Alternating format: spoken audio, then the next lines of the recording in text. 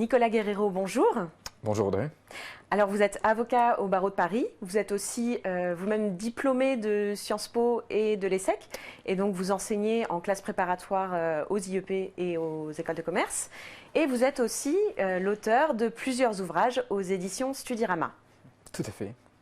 Alors nous allons aborder avec vous la question de la dépendance énergétique et vous allez donc nous donner les notions essentielles à retenir sur ce sujet, et notamment autour du lien, les relations entre cette dépendance énergétique et la croissance, puisque c'est une question actuelle mais qui finalement n'est pas nouvelle.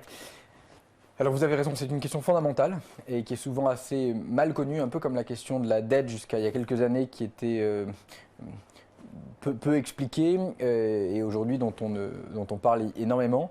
La question de la dépendance énergétique est peut-être aujourd'hui insuffisamment connue et mal connue, injustement mal connue, parce que c'est une question fondamentale. En fait, l'idée c'est quoi? L'idée c'est que d'abord depuis le début de la révolution industrielle, au début du 19e siècle, il y a un lien très fort entre la révolution industrielle et la révolution des transports. Premier train de voyageurs 1825 et les automobiles 1880. Et en fait, on s'aperçoit que la révolution des transports et la révolution industrielle se sont entraînées l'une l'autre. L'une a permis l'autre et la seconde a permis la première. Et à partir du XXe siècle, on a vu que les économies étaient très énergivores. Les besoins en énergie étaient considérables, et notamment l'électricité et le pétrole. Et je rappelle que l'exposition universelle de 1900 louait la fée électricité, et à la même époque, vous avez tous les forages dans les rocheuses américaines en pétrole qui se multipliaient.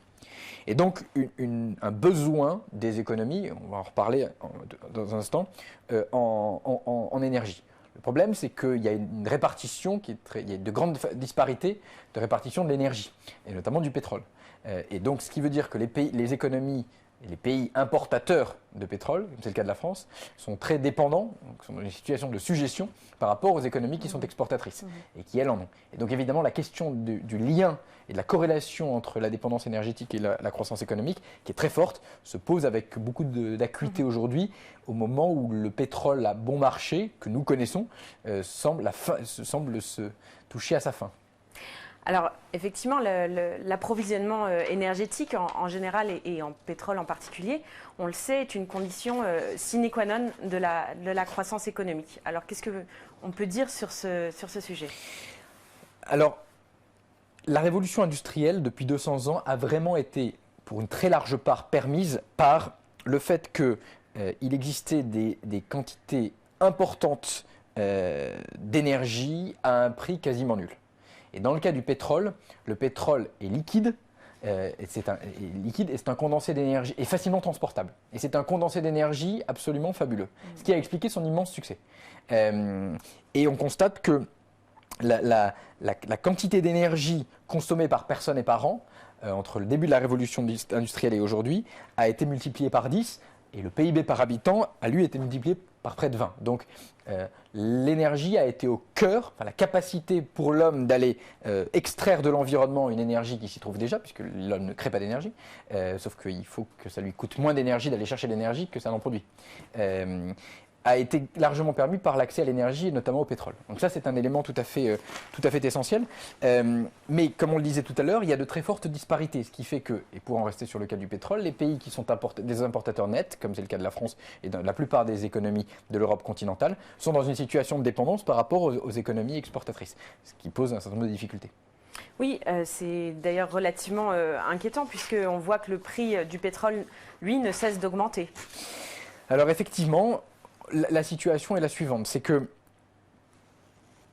le prix du pétrole est définitivement orienté vers la hausse. Pourquoi?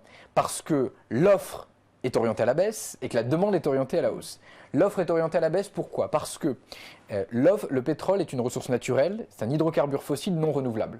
Et donc, il y a un stock, c'est pas un flux, c'est un stock, et quand on aura épuisé le stock, il n'y a plus rien. Et donc évidemment, c'est ce qu'on appelle le pic de Hubert. Il y a un moment où la courbe de production mondiale va à un moment décroître. Or, la demande de pétrole augmente, et augmente de manière très forte, notamment en raison des pays émergents et plus spécifiquement, je ne sais pas si on peut encore les qualifier de pays émergents, mais le Brésil, la Chine et l'Inde. Et l'IFP, l'Institut français du pétrole, considère que sur la période 2010-2040, je crois, on estime à une augmentation de près de 27% de la demande en pétrole. Donc une demande très forte et en même temps une offre qui est orientée à la baisse. En tout cas, qui est limitée. Et donc nécessairement, le prix du pétrole est orienté à la hausse. Comme le prix du pétrole est orienté à la hausse, pour les économies qui sont des importatrices nettes, comme c'est le cas de la France, eh bien, il y aura une contrainte à la hausse et ça va avoir un certain nombre de bouleversements, de répercussions, aussi bien sur les entreprises pour lesquelles le pétrole est un coût, et donc leur structure de coût va être très profondément modifiée, et pour les consommateurs pour lesquels le pétrole est également un poste de budget important. Alors, on voit des alternatives arriver, qui sont les énergies renouvelables. Qu'est-ce qu'on peut dire sur ce point-là et qu'en est-il dans l'avenir ? Alors, c'est une vraie question, évidemment, à laquelle beaucoup réfléchissent et beaucoup travaillent. La vraie question, c'est de savoir à quel moment et à quelle vitesse va se produire cette augmentation du prix du pétrole. C'est-à-dire, on s'approche de la fin du pétrole bon marché.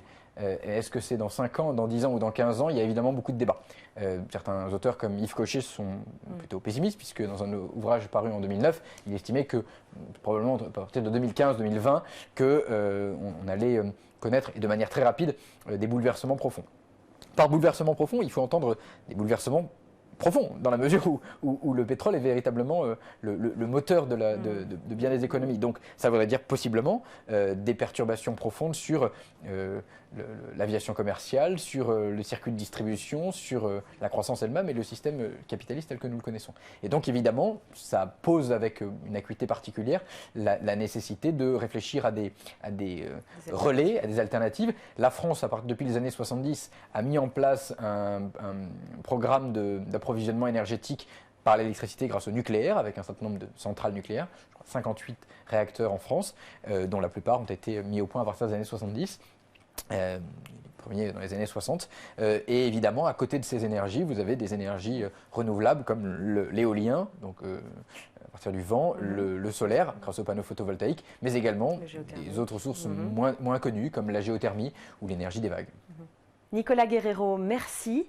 Je rappelle que vous êtes avocat au barreau de Paris et enseignant en classe préparatoire aux IEP et aux grandes écoles de commerce et que vous êtes aussi l'auteur de nombreux ouvrages aux éditions Studirama, dont Les questions économiques européennes, Pouvoir et institutions en France et en Europe, ainsi que Système politique et histoire des idées.